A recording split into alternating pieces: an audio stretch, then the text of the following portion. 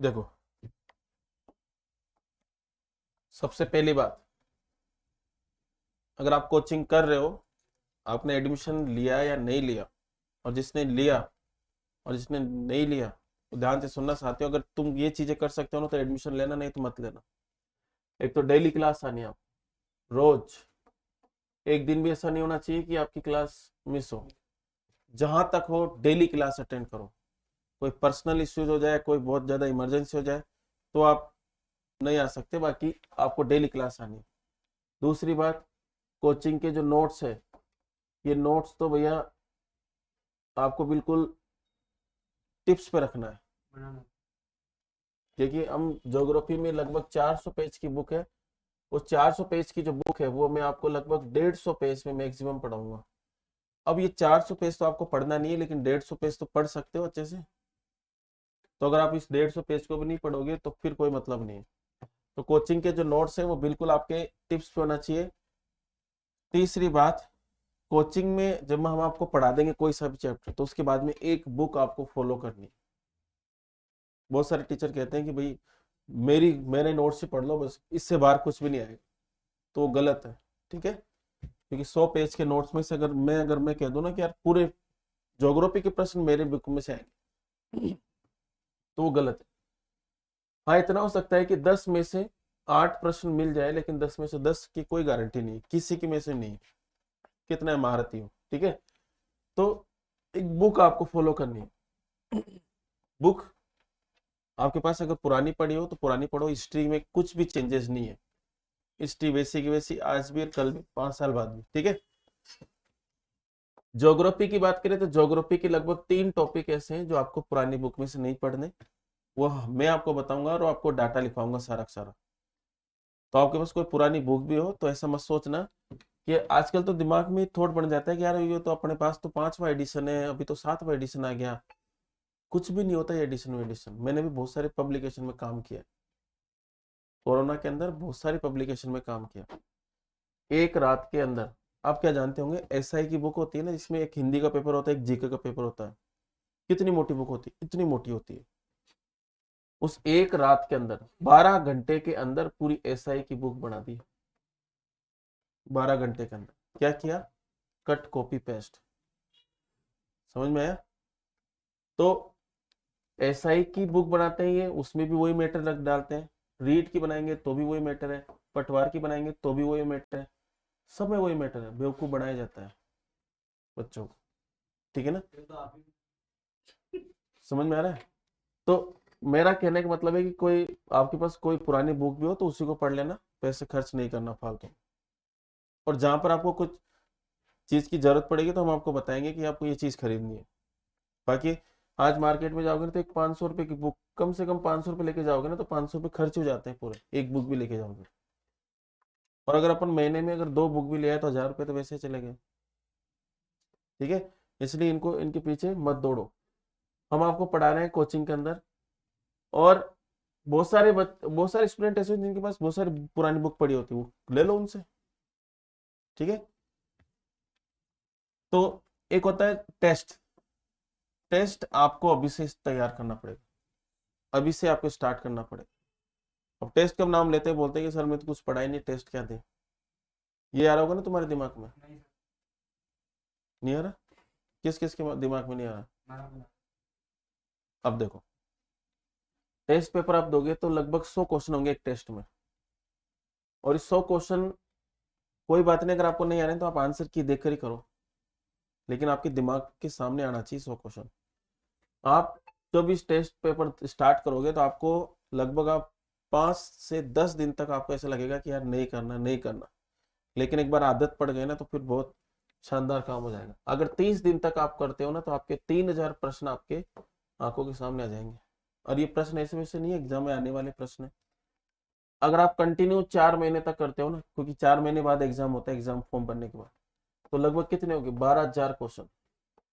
और मैं कह रहा हूँ भाई, ये 12,000 क्वेश्चन अगर आपने पढ़ लिए ना, ये इंपॉर्टेंट है, ये एक मक्खन है। देखो, अगर मेरे को आज 10 क्वेश्चन बनाने के लिए देना ज्योग्राफी के कोई एग्जाम के लिए, तो मुझे कहेंगे कि यार 10 क्वेश्चन है, इसकी जिम्मेदारी आपकी है, अगर कोई रिट भी लगेगी तो सर आपको आकर जवाब देना पड़ेगा उसको। तो इसके अंदर मैं 10 क्वेश्चन बनाऊंगा, तो 10 में से मैं क्या करूंगा यार, 5 क्वेश्चन तो मैं ऐसे करता हूँ प्रीवियस पेपर में से ले लेता हूँ उससे रिलेटेड, ताकि उन क्वेश्चनों, ये क्वेश्चन जो है 12,000 क्वेश्चन है, ये पुराने पेपर के हैं, तो ये आए हुए हैं, तो इन पर रीट ही नहीं लगी, तो 5 क्वेश्चन तो मेरे सेव हो जाएंगे। तो मैं क्या करूंगा, 4 से 5 क्वेश्चन आप मैं कहां से उठा लूंगा, सीधा सीधा इन 12,000 प्रश्नों में से। और ये जो 5 से 6 जो क्वेश्चन है ये मैं खुद बनाऊंगा इससे भी। तो क्या होता है कि मेरा कहने का मतलब है कि 12,000 क्वेश्चन है ना, अगर आपके 100 क्वेश्चन है किसी पेपर में, तो एचजीटीज ये 12,000 में से आपके लगभग 20 से 25 प्रश्न, इतने प्रश्न आपके इस 12,000 में से आ जाएंगे। ये इतना काम, पहला टेस्ट पेपर देने का पहला फायदा ये। दूसरा फायदा, जैसे मान लो कि आप टेस्ट पेपर दे रहे हो, उसके अंदर मैथ के क्वेश्चन, रोज मैथ कर रहे हो कि यार मैथ के 50 क्वेश्चन आ रहे हैं किसी में भी, तो ये मैथ क्या रहे, मैथ में इतने सारे, तो वो चैप्टर, देखो मैथ की बात करें तो मैथ में बहुत सारे चैप्टर है, लगभग अगर पढ़ा जाए ना तो लगभग 15 से 20 चैप्टर होंगे, 15 चैप्टर होंगे कम से कम। ये 15 चैप्टर में से ज्यादा प्रश्न आने वाले 8 से 9 ही चैप्टर है। 8 से 9 ऐसे चैप्टर है जहां से सबसे ज्यादा प्रश्न पूछे जाते हैं। तो आपको इस टेस्ट पेपर दोगे तो ये 8 से 9 जो प्रश्नावली है उनको आप ज्यादा ध्यान दोगे। आपको पता है कि यार प्रतिशत में से 3 क्वेश्चन आ रहे हैं पक्के हैं, क्योंकि मैं कंटिन्यू दे रहा हूं, तो मुझे यहाँ से 3 क्वेश्चन मिल रहे हैं, तो आप प्रतिशत को अच्छे से पढ़ोगे। जैसे और औसत का आ गया, जैसे और हाइट एंड डिस्टेंस आ गया, तो यहाँ पर आपको ये पता रहेगा कि यार पढ़ना क्या है। समझ में आ रहा है, पढ़ते सब है। अरे आज मेहनत करने वालों की कोई कमी नहीं है। अगर आप 6 घंटे पढ़ रहे हो ना, तो आपसे 7 घंटे पढ़ने वाला भी बंदा बैठा है। समझ में आ रहा, लेकिन ध्यान से सुनना, ये क्या पढ़ रहा है और ये क्या पढ़ रहा है इस पर डिपेंड करता है। 5 घंटे पढ़ने वाला बंदा और इधर 10 घंटे पढ़ने वाला बंदा मेहनत ही ज्यादा कर रहा है। तो कहते यार तो 10 घंटे पढ़ रहा है, इसका तो सिलेक्शन पक्का है, लेकिन कंफर्म नहीं है, क्योंकि अगर 5 घंटे भी आपने अगर पूरे ध्यान से पढ़ लिया ना, तो 5 घंटे 10 घंटे के बराबर है। और इसमें 10 घंटे जो पढ़े ना, हो सकता है कि कोई मूवी देखने लगे, अभी इसमें कई बार बातें कर रहा है फोन पर, चैट कर रहा है, ठीक है, तो ये 10 घंटे कोई मायने नहीं रखता। हार्ड वर्क करना है, स्मार्ट स्टडी करनी है।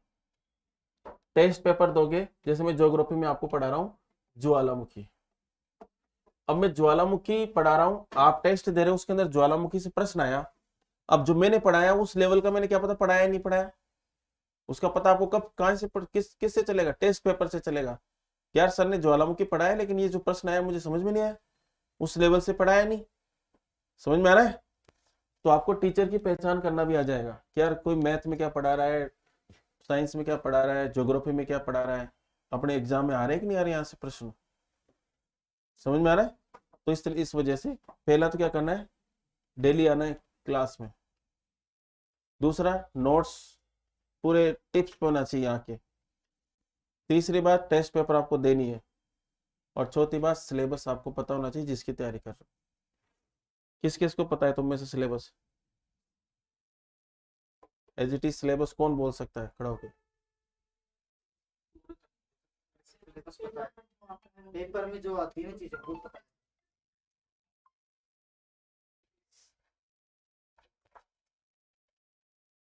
ठीक है, है, ऐसे तो पता है सब चीज क्या आता है क्या। तो सिलेबस, भाई सिलेबस देखो, अपना रास्ता क्या है आगे बढ़ने का, सिलेबस ये। अरे एक अपन अभी 0 लेवल पर है, और ये सक्सेसफुल वाला स्थान है, सक्सेसफुल सफलता यहाँ पर है, अपन यहाँ पर है, सफलता यहाँ पर। इसके बीच में 3 पन्नों का सिलेबस तो है। इसके अंदर आपको ज्योग्राफी मिलेगी, जैसे ज्योग्राफी, तो ऐसे थोड़ी कि भाई दोस्त को पूछ लिया ज्योग्राफी आएगी आएगी, तो उसमें आप एक तरफ से बुक पढ़ना स्टार्ट कर दिए। अरे ज्योग्राफी में तो 15 चैप्टर है, तो 15 चैप्टर में से आपके कितने आएंगे, लगभग 8 से 9 चैप्टर ही आएंगे, 15 थोड़ी पढ़ना है। इतने भी नहीं आते।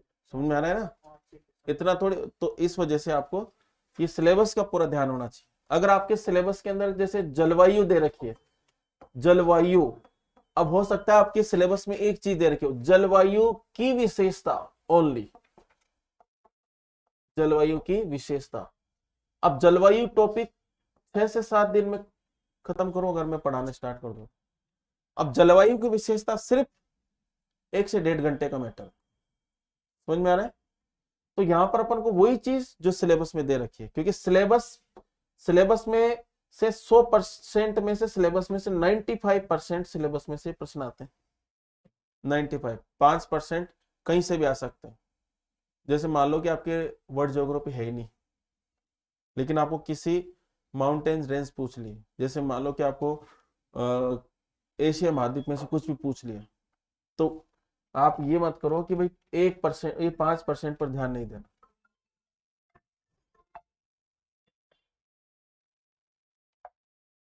हाँ जी,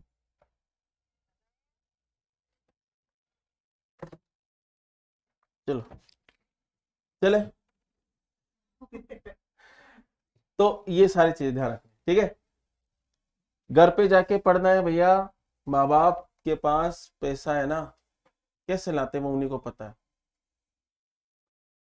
अपन बहुत खुश नसीब है जो अपन को यहाँ तक तो भेजा है, समझ में आ रहा है। बहुत सारे ऐसे हैं जिनके पास पढ़ने के लिए नहीं होते, काम करते हैं, पढ़ते हैं, फिर भी उस सफलता उनको मिलती है, क्योंकि उनको पता है, वास्तविकता का पता है उनको कि अपन सक्सेसफुल नहीं हुए तो अपनी हालत क्या हो जाएगी। समझ में आ रहा है। तो ये मान लो कि माँ बाप भी अपन को लगभग 2 से 3 साल ही साथ दे सकते हैं, और जिसकी ग्रेजुएशन हो गई ना, ग्रेजुएशन जो 12th क्लास वाला है उसके लिए बहुत अच्छा मौका है। 12th क्लास वाले को एक्स्ट्रा 3 साल मिल जाते हैं, क्योंकि जब अपने माँ बाप के भी दिमाग में रहता है कि यार अभी तो इसकी पढ़ाई पूरी नहीं हुई है, जब तक ग्रेजुएशन नहीं होता, तो वो उसको बच्चे कुछ नहीं बोलते, पढ़ तू पढ़। जैसे ग्रेजुएशन कंप्लीट होती है तो फिर वो 1 या 2 साल के बाद बच्चे के ऊपर आना स्टार्ट हो जाता है दबाव, अब यार कुछ करो तुम, यार ऐसे मत करो। तो जो ग्रेजुएशन के बाद तैयारी कर रहा है उसको तो ये मैं कह रहा हूँ कि अगर वो अच्छे से तैयारी कर लेना तो ग्रेजुएशन कंप्लीट होते होते उसकी सिलेक्शन हो जाएगा। इतना फायदा। और देखो 12वीं क्लास का बच्चा और अपने दिमाग में बहुत फर्क है। वो एकदम से 12वीं क्लास का एकदम फ्रेश माइंड से आता है, और जो भी चीज डालते हैं ना उसके दिमाग में तो सेट हो जाती है। और जिसने अगर 1-2 बार असफलता देख ली ना तो उसका दिमाग थोड़ा घूमता रहता है, भटकता रहता है, यार होगा या नहीं होगा, या फिर ये चीज वो चीज, घर वालों को दबाओ, ठीक है। तो ग्रेजुएशन के बाद भी आप तैयारी कर रहे हो तो लगभग 6 महीने 7 महीने तक ढंग से पढ़ लो तो इसमें भी सिलेक्शन हो सकता है। और अब तो सीटी कर दिया, बहुत अच्छा है। सीटी सबसे अच्छा हथियार है आपके लिए, क्योंकि टाइम पे आएगी वैकेंसी, हर 6 महीने की 6 महीने, ठीक है। तो अब सीटी भी 2 प्रकार की है, 10+2 और प्लस ग्रेजुएशन। तो 10+2 और दोनों ही दो। जो 12वीं क्लास पास करके आए वो इसकी हाथ दो के पीछे पड़ जाओ। इसमें अगर आपने एक बार इसके अंदर पास कर लिया ना अच्छे नंबरों से, तो 5-7 डिपार्टमेंट है जो आपको ले सकते हैं। एलडीसी ले लेगा, राजस्थान पुलिस ले लेगा, ठीक है। एक एग्जाम देने के बाद इतने सारे रास्ते खुल जाएंगे।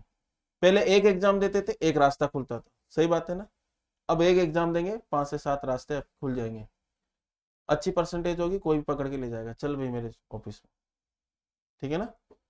तो ये बहुत अच्छा हो गया। जो रेलवे में तैयारी करना चाहता है, रेलवे में लगभग 1.5 लाख वैकेंसी इस 1 से 1.5 साल के अंदर आने वाली है, कन्फर्म है। 1.5 लाख वैकेंसी, जिसके अंदर टेक्निकल नहीं, उसमें बहुत सारी पोस्टें हैं जो 12वीं पास भी आई है, ठीक है ना, बहुत सारी ऐसी पोस्टें होंगी। तो आपको निराश नहीं होना। एसएससी में भी फुल वैकेंसी है, एसएससी में अभी आई है 39,000 वैकेंसी आई है। 39,000 वैकेंसी, कभी भी नहीं है इतनी वैकेंसी, अभी इस बार आई। एसएससी की तैयारी करो तो एसएससी का सिलेबस भी आपको पता होना चाहिए। अपन अपने लिए पढ़ने के लिए सोर्स बहुत ज्यादा है, पहले नहीं थे। पहले से तो यार टीचर की क्लास नहीं ली तो अब क्या करें। अब देखो मैंने यहाँ पे टीचर की, मैंने क्लास को रिकॉर्ड कर लिया, यूट्यूब पर डाल दूंगा, आपके लिए क्या बन गया, ये सोर्स बन गया। बाद में अगर मेरी क्लास नहीं, अगर आपको कोई भी टॉपिक समझ में नहीं आया तो यूट्यूब पर डालो, सैकड़ों टीचर आ जाएंगे। करंट अफेयर बहुत सारे कहते हैं अरे सर कोचिंग के लिए पैसे नहीं है, लेकिन करंट अफेयर तो फ्री में पढ़ाते हैं ना यूट्यूब पर। कितना ही बड़ा टीचर है अपने इंडिया का, कितना ही बड़ा टीचर, सब फ्री में पढ़ाता है करंट अफेयर के, कोई पैसा नहीं लेता। तो आप करंट अफेयर भी पढ़ो, ठीक है। करंट अफेयर के बगैर कुछ भी नहीं है, समझ में आ रहा है।